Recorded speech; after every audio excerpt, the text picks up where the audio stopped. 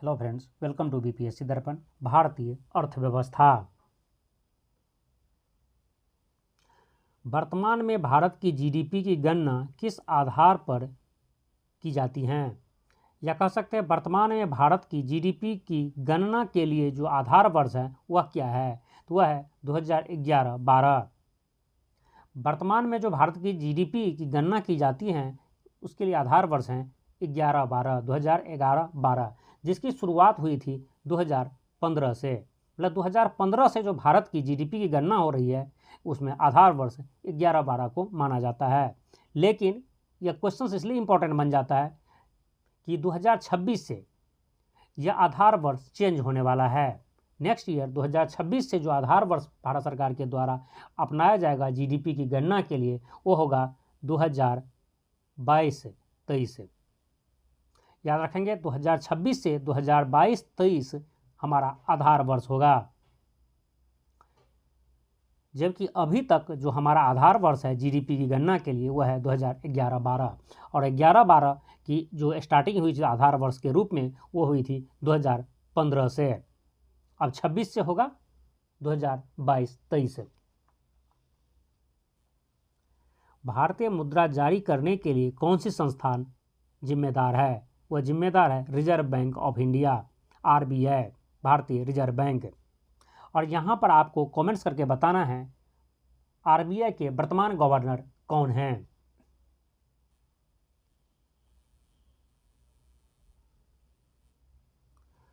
Sensex में सूचीबद्ध कंपनियों की वर्तमान संख्या कितनी है? तो 30 कंपनी सेंसेक्स में सूचीबद्ध है। वर्तमान संख्या जो कंपनियों की है जो सूचीबद्ध है सेंसेक्स में वो है 30। भारत की जीडीपी में कौन सा क्षेत्र सबसे अधिक योगदान देता है? तो वो सेवा क्षेत्र है, सर्विस क्षेत्र है, सर्विस सेक्टर है जिसकी योगदान जीडीपी में सबसे ज़्यादा है। भारत के विदेशी मुद्रा भंडार का संरक्षक कौन है? यह भी आरबीआई है, रिजर्व बैंक ऑफ इंडिया ही है, जो नोट निर्गत भी करता है, साथ साथ विदेशी मुद्रा का भंडारण भी करता है। जैसे कि मैं आपको पहले बता चुका हूँ कि आरबीआई के वर्तमान अध्यक्ष कौन है आरबीआई के, उसको आपको कमेंट्स करना है। साथ साथ यह भी बताना है यह कई अध्यक्ष हैं। अभी तक आरबीआई के कितने अध्यक्ष कितने बन चुके हैं? आरबीआई के गवर्नर, अध्यक्ष बोलना सही है, और आरबीआई के गवर्नर अब तक कितने बन चुके हैं ये उसके सीरियल नंबर से, इसे भी कमेंट्स करना है।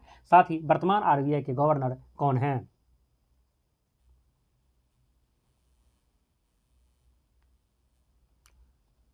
बैंकिंग में सीआरआर का पूर्ण रूप क्या है? सीआरआर का पूर्ण रूप है कैश रिजर्व रेशियो, मतलब नगद आरक्षित अनुपात।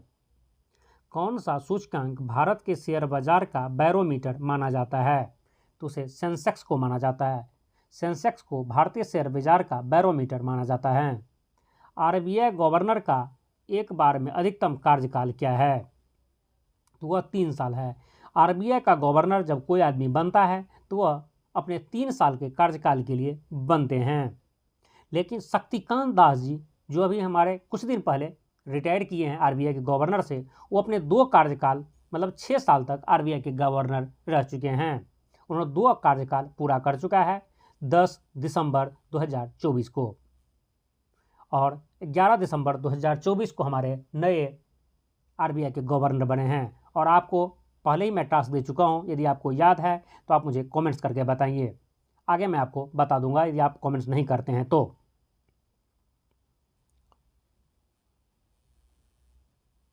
नेक्स्ट है, भारत में सबसे बड़ा सार्वजनिक क्षेत्र का बैंक कौन है? तो वह एसबीआई है, state bank of India.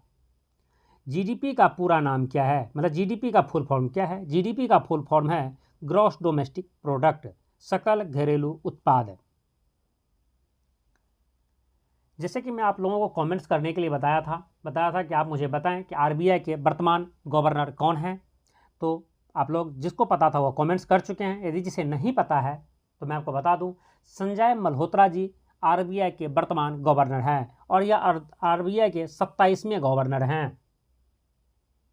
26वें governor थे हमारे शक्तिकांत दास जी, जो उन्होंने 10 दिसंबर को रिटायर हो चुके हैं। अपने 2 कार्यकाल मतलब 6 साल का टर्नओवर पूरा कर चुके हैं 10 तारीख को, 10 दिसंबर को। और 11 दिसंबर को जो हैं संजय मल्होत्रा जी आरबीआई के 27वें गवर्नर बन चुके हैं। और मैं आपको एक्स्ट्रा इन्फॉर्मेशन कर सकते हैं तो मैं आपको बता दूं कि आप लोगों के पास हो सकता है कि आप लोग 2 या 4 आरबीआई के गवर्नर के नोट देखे होंगे, आरबीआई गवर्नर के साइन किए हुए नोट देखे होंगे, बट मेरे पास अभी तक में 27 में से 17 गवर्नर के साइन किए हुए नोट है। शायद आप कह सकते हैं कि मुझे इस चीज़ का शौक़ है, हॉबी है, जिस पर मैं कलेक्ट करता हूँ इस टाइप की नोट। तो मेरे पास आपको 17 गवर्नर के साइन किए हुए नोट वर्तमान में हैं। और अभी तक संजय मल्होत्रा जी जो 11 दिसंबर 2024 को आरबीआई गवर्नर बने हैं, उनके नोट अभी तक मेरे पास नहीं आए हैं। यदि वो आ जाते हैं तो आप समझ सकते हैं मेरे पास टोटल 18 गवर्नर के साइन किए हुए नोट मिल जाएंगे 27 में से। यदि यह वीडियो आपको यूजफुल लगा हो तो उसे लाइक कर दीजिए, अपने फ्रेंड्स को शेयर कर दीजिए। और आप इस चैनल पर नए हैं और इसी तरह के वीडियो देखना चाहते हैं तो आप हमारे इस चैनल को सब्सक्राइब कर लीजिए। जय हिंद।